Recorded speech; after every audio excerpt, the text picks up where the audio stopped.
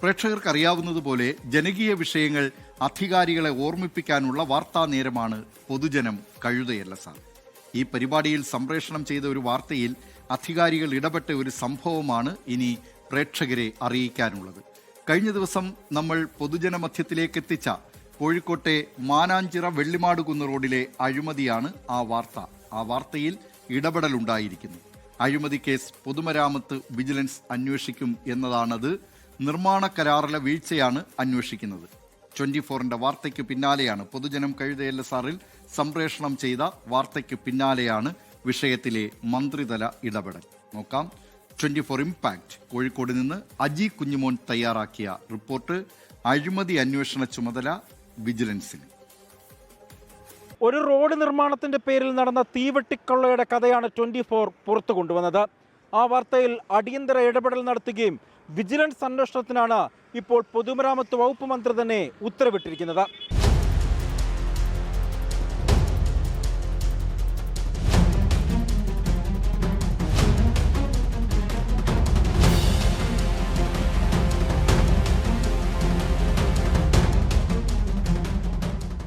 എഞ്ചിനീയർമാർ ഉൾപ്പെട്ട സംഘം പ്രാഥമിക പരിശോധനകൾ നടത്തി കൂടുതൽ അന്വേഷണങ്ങൾ ആവശ്യമെങ്കിൽ പോലീസിനും വിജിലൻസിനും റിപ്പോർട്ട് കൈമാറും. അതിനിടെ ആഭ്യന്തരമന്ത്രി രമേശ് ചെന്നിത്തലയ്ക്ക് ലഭിച്ച പരാതിയിൽ എഞ്ചിനീയർമാരുടെ സംഘം പ്രാഥമിക അന്വേഷണം നടത്തി വിജിലൻസിന് റിപ്പോർട്ട് കൈമാറുന്നുണ്ട്.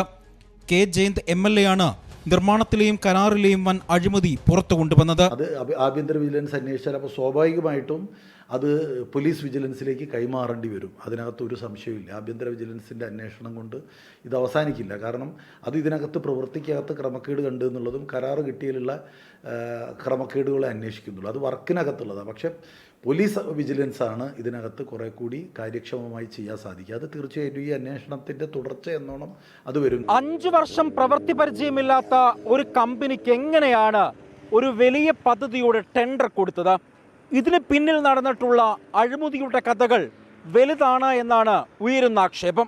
5 വർഷം പ്രവൃത്തി പരിചയമില്ലാത്ത കമ്പനിക്ക് ടെൻഡർ നൽകിയ നടപടി, ലൈസൻസ് നൽകിയതിന്റെ രേഖകൾ, കരാറുകാരന് പണം നൽകിയതിന്റെ രേഖകൾ, പണിയുടെ നിലവാരം, നിർമ്മാണം പകുതി പോലും പൂർത്തിയാക്കുന്നതിന് മുൻപ് 46.76 കോടി രൂപ നൽകിയതിലുള്ള രേഖകളടക്കം പരിശോധിക്കും.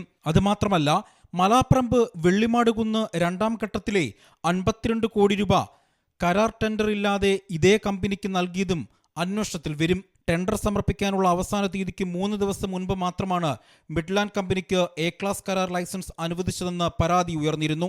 4 മാസം മുൻപ് മാത്രം കോർപ്പറേറ്റ് അഫയേഴ്സിൽ രജിസ്റ്റർ ചെയ്ത കമ്പനിക്കാണ് നേരിട്ട് A-ക്ലാസ് ലൈസൻസ് നൽകിയത്. ശൈശവദശയിലുള്ള ഒരു കമ്പനിക്ക് എങ്ങനെയാണ് A-ക്ലാസ് ലൈസൻസ് നൽകിയത്? അറിയേണ്ടതുണ്ട്. നിർമ്മാണത്തിൽ പോലും വലിയ അഴിമതി ആരോപിക്കുന്ന ഘട്ടത്തിൽ ലൈസൻസ് നൽകിയതിന് പിന്നിലും വലിയ അഴിമതി ഉണ്ടായെന്നാണ് ഉയരുന്ന ആക്ഷേപം. വിഷ്ണു കച്ചേരിക്കൊപ്പം അജി കുഞ്ഞുമോൻ, 24 കോഴിക്കോട്.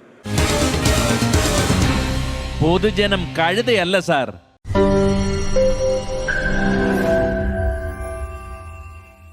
ലോകത്തെവിടെയായാലും ഏത് സമയത്തും 24 വാർത്തകളും ഓഗ്മെന്റഡ് റിയാലിറ്റി പാക്കേജുകളും എക്സ്പ്ലെയിനറുകളും വിശദമായി കാണാൻ ഞങ്ങളുടെ YouTube ചാനൽ നിങ്ങൾക്ക് സബ്സ്ക്രൈബ് ചെയ്യാം.